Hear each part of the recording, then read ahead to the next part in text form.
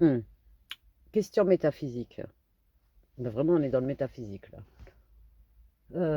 Vous croyez aux signes de l'au-delà, de ce qui peut exister ailleurs ou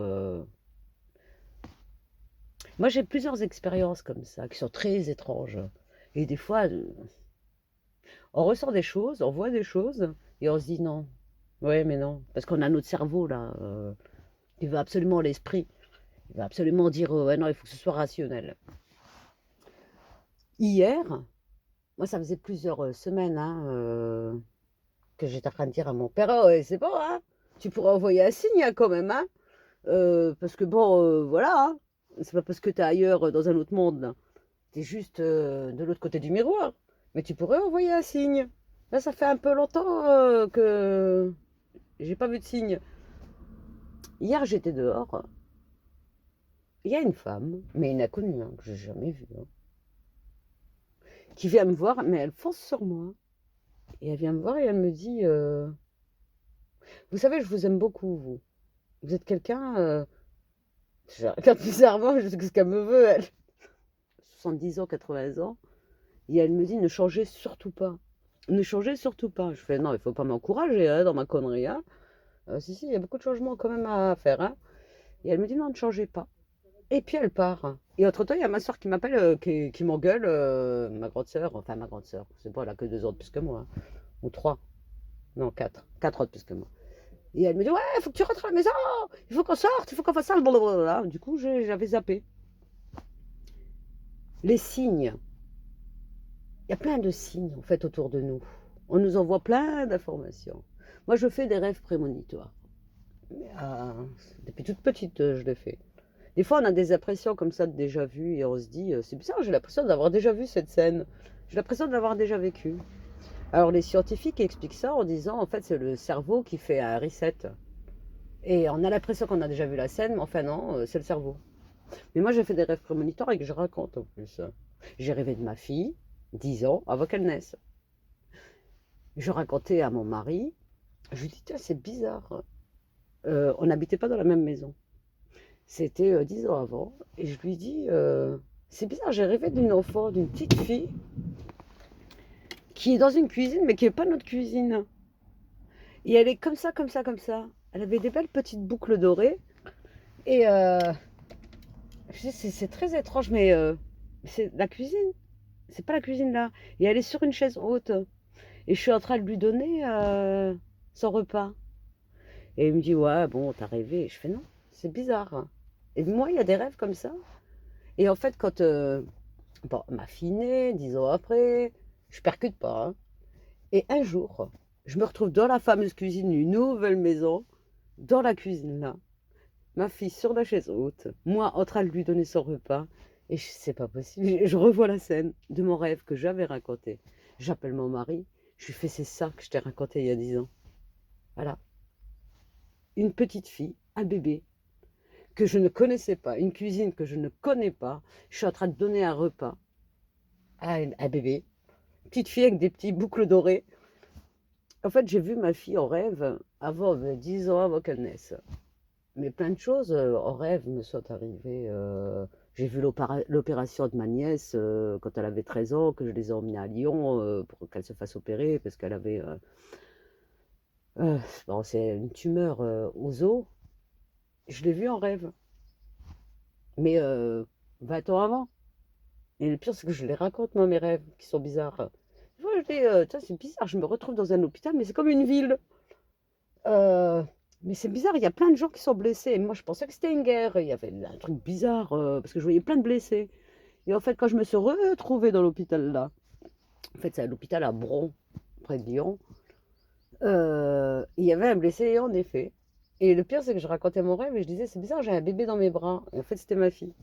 Le bébé que j'avais dans mes bras. Et on était, je disais, on était comme dans un bunker, mais quelque chose on voit, mais en haut, la lumière. Et en fait, on était au sous-sol. Et on voyait, on était en rez-de-jardin, en fait. Et il y avait ma nièce qui allait se faire opérer. Et en fait, c'est quand on le vit qu'on se dit, mais en fait, ce rêve, et c'est important de les raconter, les rêves-là, parce que ça nous revient. Et on se dit, ah, ok, d'accord, moi je pensais que c'était une guerre. En fait, non, j'étais aux urgences. Enfin, On voyait des gens qui avaient des pansements, qui étaient blessés. Oui, une ville, parce que Bron, l'hôpital de Bron, c'est comme une ville. Il y a des rues dans cet hôpital. Et bon, après, j'ai fait d'autres rêves. Bon, je sais que ça va arriver également. Par contre, c'est pas beau hein, ce qui va se passer. Si ces rêves sont vraiment des rêves prémonitoires. Hein. Moi, je vois dans les rêves là que j'ai fait il y a 10 15 ans hein, en arrière. Hein, je vois des barricades, hein, je vois du feu, je vois des choses pas belles du tout, quoi. Hein. Je me vois, moi, rentrer dans un hangar avec des gens enfermés à l'intérieur. Hein. Moi, je peux rentrer et sortir. Je vois des militaires devant, armés. Mais moi, je rentre et je sors. Et à un moment donné, je vais parler à un militaire armé à l'entrée. Je lui dis, écoutez, il faut les laisser sortir. Euh, peut-être ce rêve va arriver, peut-être c'était un rêve prémonitoire, peut-être ça n'est pas un rêve prémonitoire. Mais je commence à me poser des questions quand même sur ces choses étranges, des signes, comme on voit. Enfin, des signes. Je sais pas, parce que moi, il m'est toujours arrivé des choses étranges entre les rêves prémonitoires, les signes. Avant que mon père décède, ah bah il y a les cloches qui sonnent.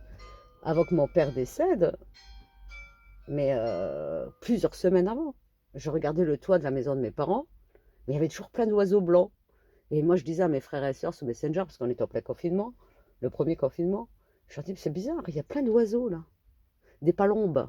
C'est comme des colombes, mais c'est tout blanc. Des pigeons, mais tout blanc. Je dis, c'est bizarre, il y a plein d'oiseaux sur le toit. Et ils me disent, ouais, c'est parce que le confinement, il n'y a personne qui sort, du coup, il y a plein d'oiseaux. Je dis, c'est bizarre, pourquoi ils ne vont pas sur les toits des voisins? Enfin bon, et jusqu'au jour où j'ai vu le héron, carrément le grand là. Je dis, mais c'est quoi ça? J'ai jamais vu un héron sur le toit de la maison. Je veux bien que ce soit le confinement, mais enfin bon, je m'attends à quoi là? À voir un ours qui va débarquer? Enfin bon. Et il s'est passé vraiment plein de choses. Hein. Moi, mon père, mais bon, ça heureusement, hein, tous mes frères et sœurs ont senti le parfum là. Avec quoi l'imam l'avait lavé. Mais on l'a tous vu, tous senti. Mais moi, il m'est arrivé plein de choses après le décès de mon père, trucs bizarres, de signes qu'il était là. Euh, Mon téléphone, la photo de mon père qui s'affiche, je sais pas d'où c'est sorti, quoi. Euh, à l'hôpital, lorsque je suis restée avec lui 3 4 jours, hein, avant qu'il décède. Je le savais, quand il est rentré, ils l'ont monté en service. Mon père a vu. Et moi, j'ai senti ce qu'il y avait dans la chambre. J'ai dit aux infirmières non. J'ai été voir le médecin. Je fais non, il y a un problème avec cette chambre. J'ai appelé mes frères et sœurs. Je dis il se passe quelque chose dans cette chambre. Bah oui, mais il se passe quelque chose dans cette chambre. Ils étaient là. Mais tu peux pas le dire à des médecins ou à des infirmières. Ils sont là. J'ai senti. Et mon père l'a senti aussi. J'étais là, non, non, il faut pas qu'il reste dans cette chambre. Il y a quelque chose là. Enfin bon, bah, ils sont venus le chercher. Euh, Bah hier, hein, j'ai eu un signe, parce que moi, ça faisait quelques jours, je disais, j'étais là, oh papa, c'est pas, envoie un signe là, ça fait quand même longtemps que t'as pas envoyé un signe. Envoie un signe. Tu sais, des fois, je suis en colère, je suis là, ouais, c'est bon, c'est pas parce que tu es de l'autre côté du miroir que tu peux pas donner un petit signe quand même, hein. Et puis du coup, hier, j'étais dehors, mais je l'ai raconté ça, je sais plus, je l'ai raconté ou pas. Et il y a une femme, 70 80 ans, qui court vers moi et qui me dit, je vous aime beaucoup, vous. Vous êtes quelqu'un vraiment de bien, mais ne changez jamais, ne changez jamais. Et moi, j'étais là, qu'est-ce qu'elle me veut, elle? Qu'est-ce qui lui arrive? Euh, et entre-temps, il y a ma soeur qui m'appelle pour m'engueuler. Voilà, voilà. Les signes. En fait, si on se pose et on les observe, ces signes. Bon, bien évidemment que maintenant, j'ai plus aucun doute qu'il existe quelque chose d'autre après. C'est bizarre. Ouais, ouais, enfin bon. Et ma mère doutait. Elle me disait, ouais, non, il est mort. Blablabla. Jusqu'au jour où il est venu, elle me fait, mais j'ai entendu le papa. Je fais, ah bon? Parce que moi, chose qui m'étonne même plus. Elle me fait, si, il toussait. Mais avec la toux, parce que elle peut le reconnaître comme ça. Il était à côté. Il était en train de tousser pour me réveiller. Je fais, ah oui, c'est le papa. Bah, parce que c'est la seule chose que tu peux comprendre, que c'est lui. Donc lui, il tousse, pour te montrer que c'est lui. Elle me dit, mais il est là. Et je fais, bah oui, il est là. Des fois, il apparaît. Mais il disparaît tout de suite. Et ben moi, depuis quelques jours, j'étais là, mais oh, tu reviens là? C'est pas, montre un petit peu, t'es là, et après je passe à autre chose. Il arrive à me renvoyer quelqu'un. Parce que peut-être des fois il fait des choses, bon voilà, hein, euh, que tu peux pas reconnaître, bah, comme toute l'électricité qui saute de la maison, chose qui n'est jamais arrivée. Hein. C'est que ça. En plus, on a retrouvé en même temps qu'il a fait, on va dire, hein, sauter tous les plans de la maison. On retrouve un endroit où il y avait toutes ses affaires, il avait tous ses outils et un petit truc personnel à lui, comme un petit signe. Voilà, il fallait que vous veniez là, quoi. Sous le compteur où il y a tout. Et il y a tous mes frères et sœurs qui sont là. Et tout le monde est tombé dessus. Pourquoi tous les plans qui sautent de la maison? Mais alors qu'il n'y avait pas de surcharge électrique de quoi que ce soit. Hein. Et on tombe justement sur un truc qu'on n'avait jamais vu, qui appartient à mon père. Et c'est là, mais c'est quand même très étrange tout ça. Hein. Il envoie des signes. Voilà, je suis encore là. Je suis juste de l'autre côté. Et bon, quand même, si tu peux m'envoyer un mail, moi, je dirais, c'est bien aussi, envoie-moi un petit fax, un mail, je sais pas, un truc écrit là. Parce que des fois, moi, j'ai des mauvaises interprétations des choses, hein. Mais ça fait plaisir. Parce que ça faisait quelques jours que j'étais là. Ah, Noël, ça a été dur, hein, sur mon père, hein. Oh là là!